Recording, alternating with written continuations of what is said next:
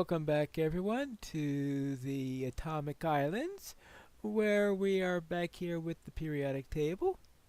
I have just finished building the potassium entry, so we can see that updated there, and I can tell that I cannot see any difference between sandstone and sand on how it looks on the map, which is good. That means I can leave all this sand here and I don't have to worry about digging it up. And when you consider all the trouble I have in going through shovels and the like, I think I may take that shortcut at least for now. Now, one of the other things I need to do, though, in order to get the rest of the items, because right here we are going to be needing to put the next element, which would be calcium, because after calcium comes the transition metals. And we also have to bridge this thing, though, even for calcium. So I'm going to stand here to be careful here so we don't wind up having a drop of sand. But what I'm going to do is take some sandstone, which I got plenty of, and I'm going to put an underlayer of sandstone all the way through here, all the way across the ravine. And this way I don't have any accidents happen. Now it means that I will have to worry about creepers more than ever, since creepers and sandstone are rather nasty combination, since as far as I know, I believe creepers can blow through sandstone pretty easy, because it's certainly not as tough as other types of stone. Actually, if you have only a single layer, I suppose even regular stone is a bit of a problem. There you go. So I need to fill this in as much as possible so that we won't have to worry about this later. I still have a big hill left here, but the ravine is covered up back a little while, though we still have a big dangerous area that I can easily fall into. And gradually I'll get the blocks here filled in. I have to do this carefully. There have been a couple of incidents during it where I fell all the way down, but fortunately I survived the falls and was able to pick up what I needed, or I should say pillar myself back up so that I was able to get back up. Now, here is potassium, which I did just before the show, and then I added calcium here, and this is right over where the ravine used to be. So now that's continuing. Now, one of the things I want to have is a little bit of a flag to say, alright, I have finished a build for this element. If you remember, potassium was the very first element we did way at the beginning. The first episode where I did a build, and that was the Mushroom Island. Okay, that wasn't much of a build. That was just to build my first time. Okay, I think I do need to continue. The idea here then is to have a little bar here. I want something that stands out, and I'm trying to see if I could come up with a better material for this.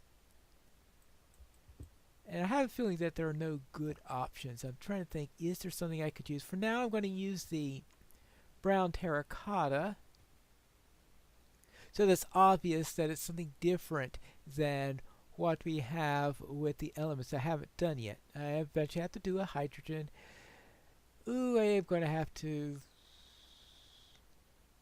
have those challenges in there, like for example a good build with hydrogen. I do want to do an aquarium eventually, but I want to find a warm ocean. All the oceans I have found have been either cold or frozen, and I am going to have to amend that at some point, but I've got icebergs all over the place. I'm probably going to have to go way over another continent in order to find. You would think that near a desert like this I'll be able to find a warm ocean somewhere. Nope. All cold oceans. And I think maybe that's what I'll be doing for next episode, is trying to find myself a nice warm ocean. But I got potassium and of course calcium here. We now need to proceed to the next element, and that's going to be the first of our transition metals, which is going to be a very important group here. Now I want to do this carefully because you can be sure that there are going to be some places where we, unfortunately, that all is sandstone, so it's not going to be a bit of a problem there, but I just want to make sure I don't go too fast, go into an area where it's all sand and go whop, crashing down into a ravine again.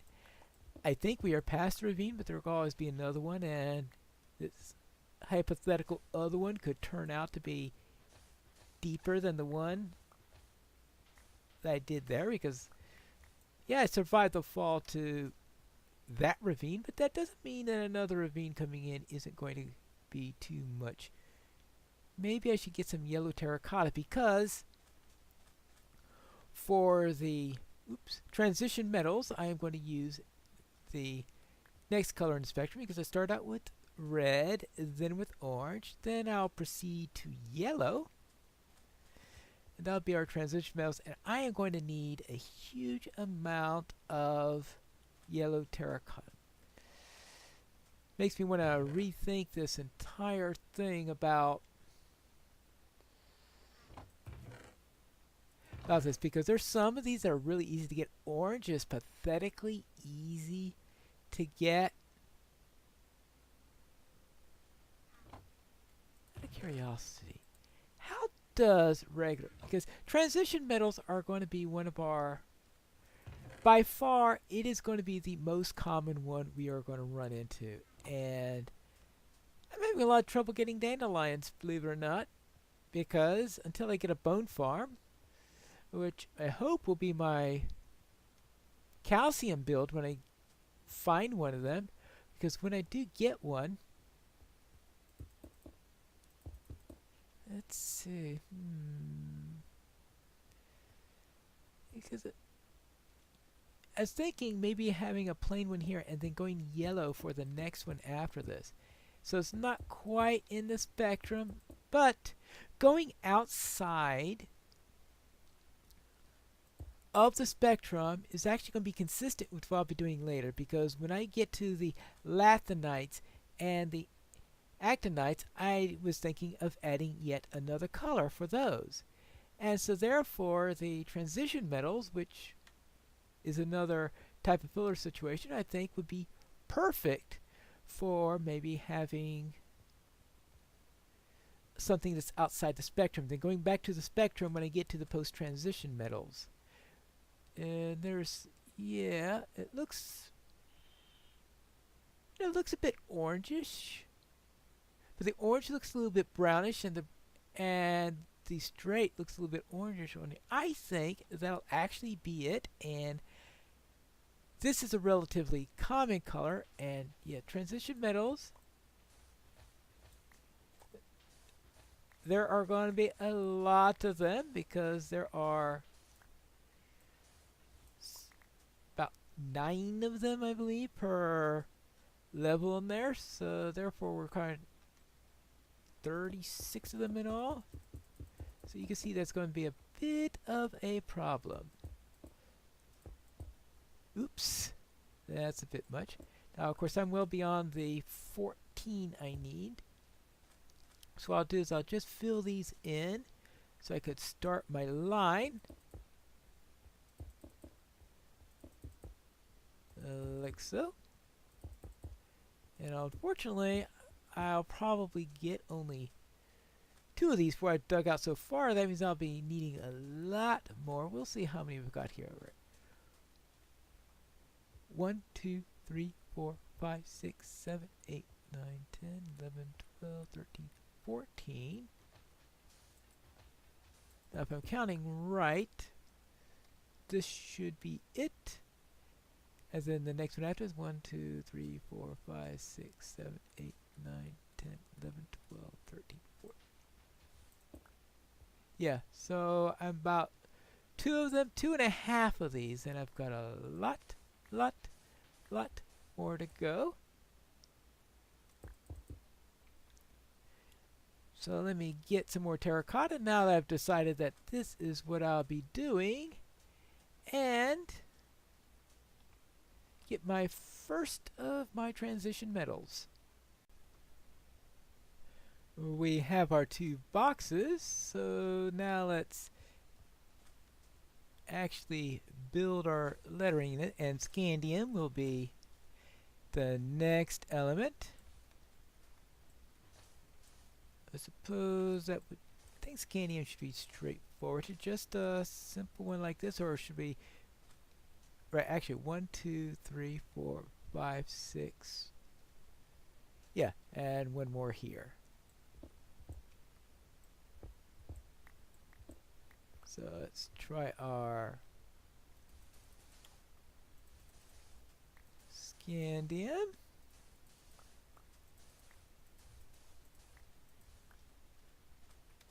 Good.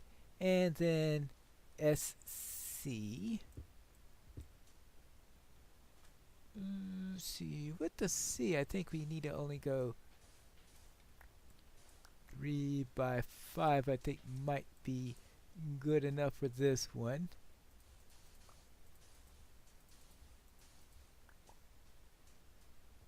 Let's have a look at it on the map.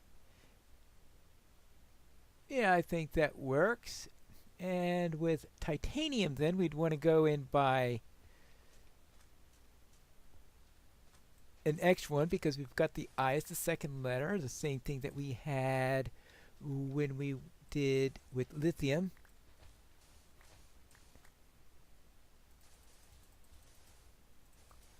And that should be straight. Now, if I remember correctly, let's go back to, see, with lithium, we went up 3, then, and then we had the dot after that. All right, let's see.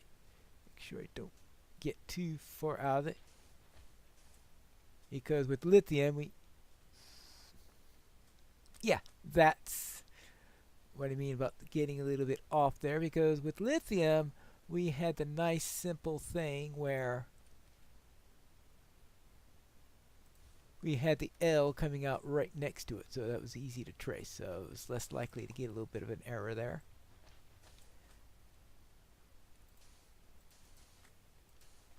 There we go. And titanium. Now, of course, we are going to be needing our little piece of gravel here, since I have not yet done a scandium or a titanium build. So far, the only one that we've come by that for which we already have a build. The idea here is marking the builds is so that the end of the series, I hope to have every single one of these marked as saying done. There'll be a way to make sure on that. Let's see. This is, let's see, 16, that's 20. So we'd want 21. 21 in binary is a 1 and a 1 and a 1, skipping every other one. There you go. And, oh yeah, we went, oh that's right, yeah, here's the brown terracotta right here. Dot. And therefore, okay, that's for scandium. And then titanium. It'll give us the 22.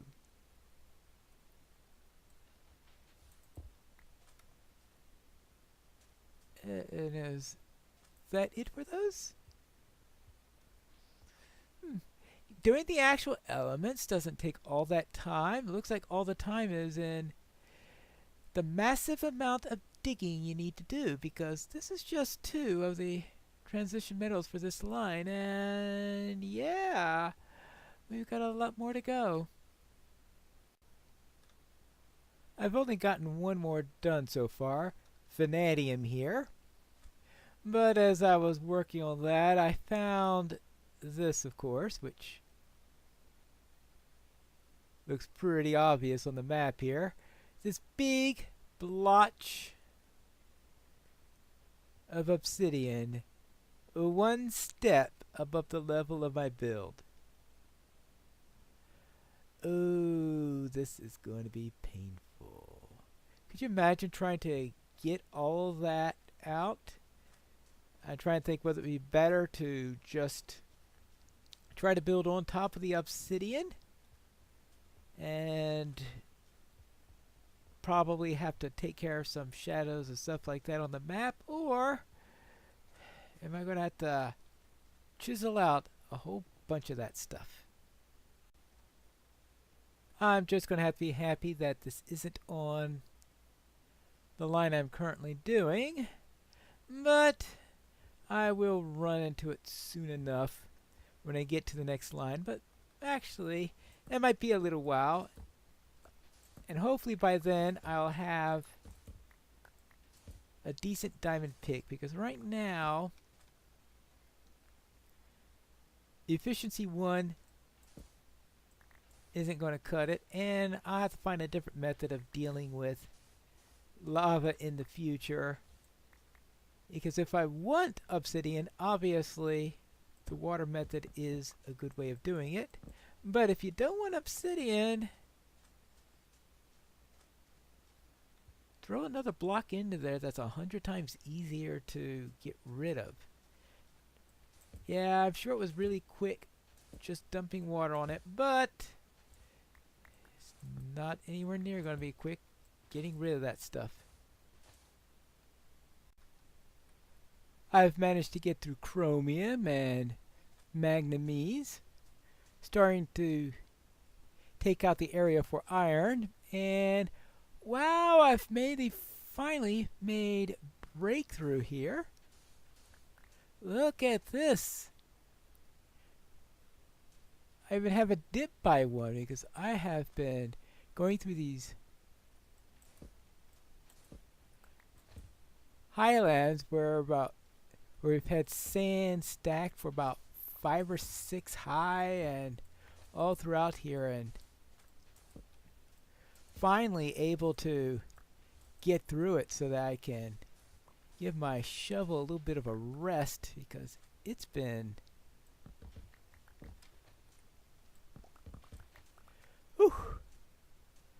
so maybe I can actually make some progress now, because I've been spending about 2/3 of my time just trying to break through all of this. So I can at least get a cup now. Let's see, I've got, well, iron and cobalt will finish this half, then I'll cross the boundary, because right there where the crosshair is the center point, which goes into the next map. And while I was originally thinking of going through here and going all the way across, getting to the post-transition metals and down all the way down to the noble gases, but perhaps it might be better to concentrate on this half of the table. That way I don't have to keep on swapping back and forth between two maps, because only the left half of the table will be come by this. So therefore I'll take care of iron and cobalt, and then after I finish this side of the table, then I'd have to worry about going into nickel and beyond. Of course, doing that means sooner getting to our old friend the lava area and that wonderful lake that I see at the bottom there, that I'm sure is that a lake, or actually isn't that a river of some sort? Yeah, that wonderful terrain at the bottom, which I'm sure I'm going to have an enjoyable time getting through. There you go, iron and cobalt, and that gives us the transition metals on the left side, at least for row number 4. And the trouble is that we are going to have a lot more. And I think that this is a nice time for a break. Now, we came right here, boom, right up to this point here, which is our marker saying, alright, this is the start of the other page. And we got right to the end. So that is all nice and good, because that fits in with my calculations. Now, though, I think I need to go out exploring and find some warm waters.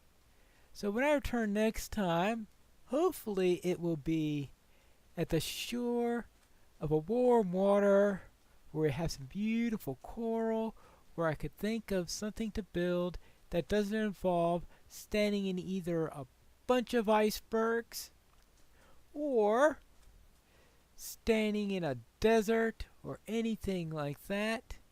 How about someplace with some nice water? And I mean some nice water that isn't chilly. But that's it for today's episode. We return next time. I'm hoping to make some new progress, and we'll see if I do in the Atomic Islands.